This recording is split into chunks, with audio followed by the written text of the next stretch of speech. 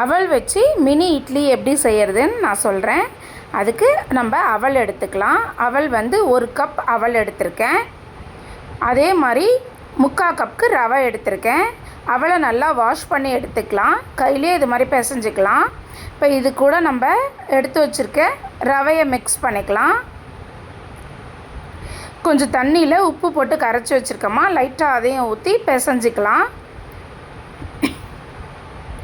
மிளகா எடுத்திருக்கேன். இதை மிக்சியில் நல்லா கொஞ்சம் ஓட்டிக்கலாம் பல்ஸ் மாதிரி. இப்போ அதையும் சேர்த்து நம்ம இதில் மிக்ஸ் பண்ணிக்கலாம்.